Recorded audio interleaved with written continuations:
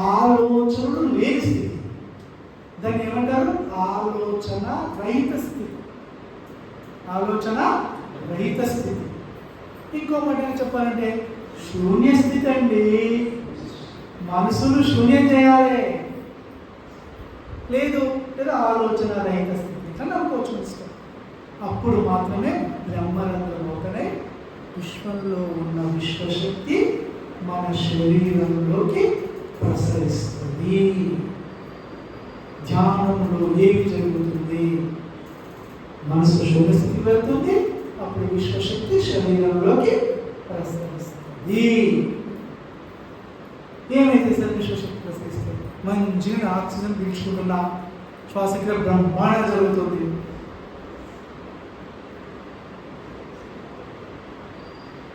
విశ్వశక్తి వల్ల లాభం ఏంటి?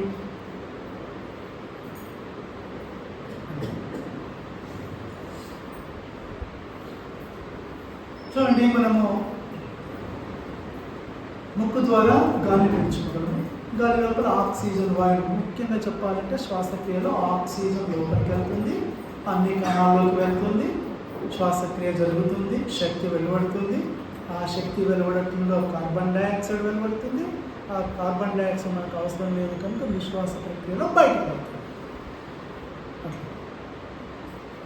అంటే జీవక్రియలు జరగడానికి ఆక్సిజన్ లేదా ప్రాణశక్తి అవసరము. మరి విశ్వశక్తి ఎందుకు?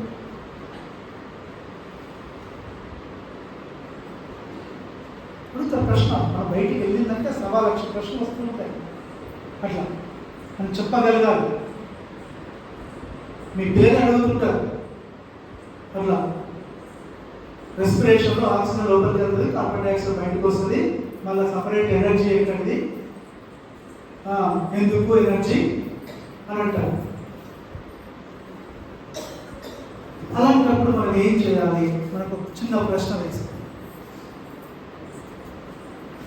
మనం బ్రతుకున్నప్పుడు ఈ శరీరాన్ని శివం అంటారు, చనిపోయిన తర్వాత శవం అంటారు. శవంలో శ్వాసక్రియ జరుగుతుందా? సరే, అప్పుడు మనం ఏం చేయాలి? ఆక్సిజన్ సిలిండర్ తెచ్చి మనకి ఆక్సిజన్ ఎక్కువ.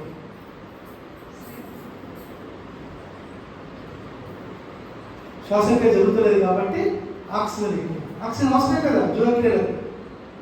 మన పిల్లలు అడుగుతుంటారు ఆక్సిజన్ అవసరం కదా, రెస్పిరేషన్ జరిపించు, నేను ఆక్సిజన్ సిలిండర్ పట్టుకొచ్చినా ఎక్కిస్తున్నాను.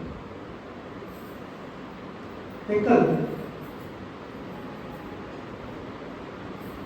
చలనం ఉండదు. ఎందుకు మరి? లేదు అంటే లోపల ఇంకొక శక్తి ఉండాలి మనం మొత్తం నడిపించేది.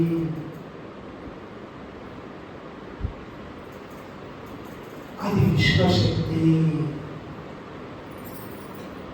మరి విశ్వశక్తిని మన శరీరము గుండా సరఫరా చేసి నడిపించే ఒక సెంటర్ ఏంటిది? ఆత్మ. శవంలో ఆత్మ ఉండదు, ఆత్మ వెళ్ళిపోతుంది. ఎప్పుడైతే ఆత్మ వెళ్ళిపోతుందో విశ్వశక్తి కూడా వెళ్ళిపోతుంది.